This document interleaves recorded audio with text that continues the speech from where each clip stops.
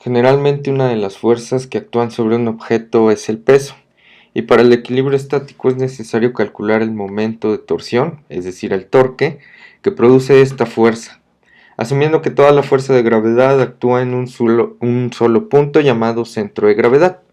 Es decir, si consideramos una escalera y les pregunto qué es lo que provoca que esta escalera no se mantenga estática, es decir, que empiece a rotar hacia un lado o hacia el otro, pues la respuesta natural sería por acción y efecto de la gravedad. Es decir, el mismo peso de la escalera va a provocar que ésta no se mantenga estable si no tenemos un equilibrio de las fuerzas. Entonces, sabemos que esta fuerza de gravedad actúa sobre la masa del mismo objeto y, por ejemplo, podemos decir, bueno, si la escalera es uniforme, la gravedad va a actuar sobre este punto,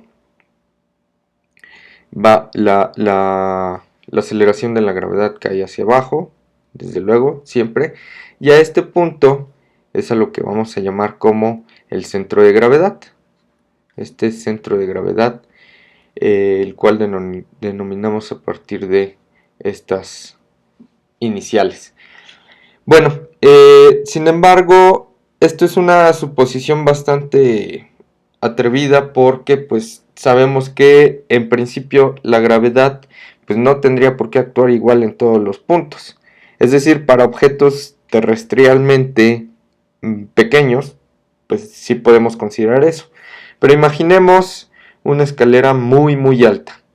¿Qué sucederá? Bueno, sabemos desde el primer curso de física que entre más lejos esté de la corteza terrestre un objeto, menor va a ser la aceleración de la gravedad. Es decir, por ejemplo, aquí en San Luis Potosí, que tenemos una cierta altura con respecto al nivel del mar, pues tenemos una cierta aceleración de la gravedad, a diferencia de otras ciudades de la República.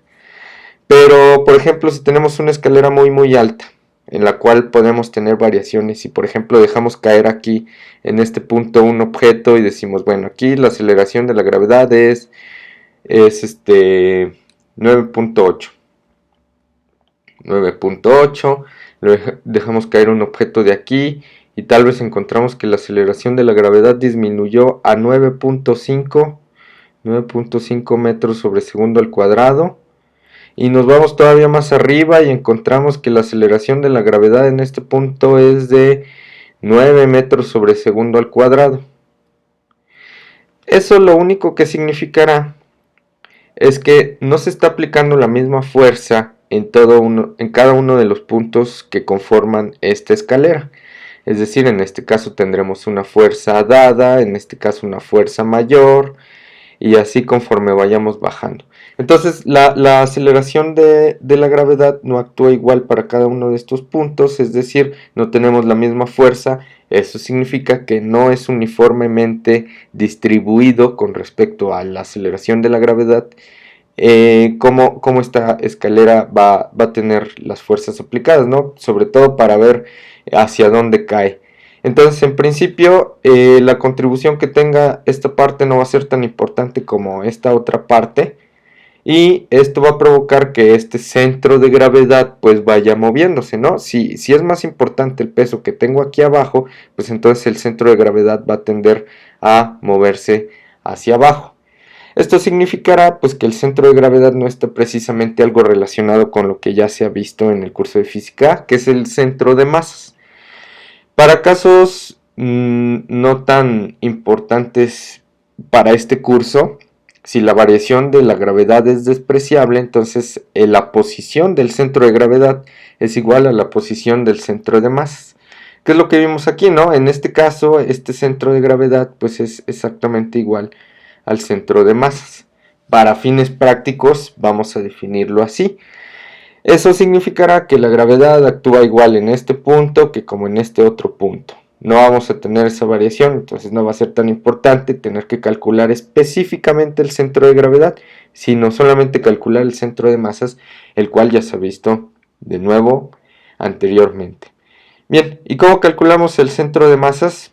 Bueno, las contribuciones de la masa por la posición que tenga en X y en Y respectivamente, o hasta en Z para 3 dimensiones, pues van a ir divididas entre las contribuciones de las masas. Es decir, si tenemos un objeto compuesto por muchas masas infinitesimalmente pequeñas, aquí tengo un MI, por ejemplo, si aquí tuviera, empezar a contar aquí como M1, aquí M2, y así sucesivamente. Entonces yo voy a ir contando la suma de la contribución de esta masa, asumiendo que no es un objeto precisamente uniforme en masa, por la posición que tenga respecto al centro de rotación, por ejemplo aquí, que es el origen de mi eje de coordenadas. De cualquier forma, ya se ha demostrado que debe tener exactamente el mismo punto, sea cual sea nuestro inicio o nuestro origen. Siempre debe darnos al mismo punto geométrico de nuestro objeto. Entonces es la contribución de las masas por la posición entre la suma total de las masas. La suma total de las masas es lo que yo voy a obtener como M mayúscula, y el centro de masas, en este caso, para cuestiones en las que es despreciable el cambio de la aceleración de la gravedad en cada punto, pues es igual al centro de gravedad. Para fines prácticos de este curso, sobre todo en esta unidad, en donde estamos viendo estática, pues vamos a considerar el centro de gravedad como el centro de masas. Vamos a mencionarlo invariablemente, entonces a veces digamos centro de masas, nos referimos a centro de gravedad. ¿Por qué es importante hacer esta anotación? Bueno, porque como estamos tratando con fuerzas, las fuerzas requieren una aceleración, la aceleración de la gravedad.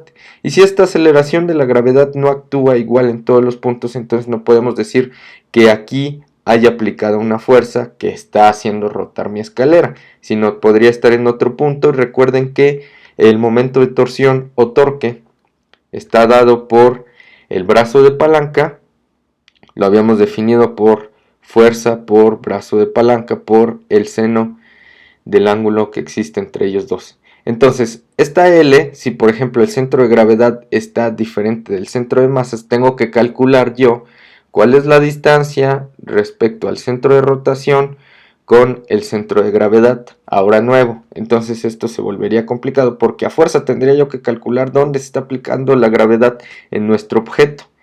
Y si nos damos cuenta, si tenemos estas variaciones de aceleración de la gravedad, se volvería complicadísimo porque tenemos que aplicar una integral.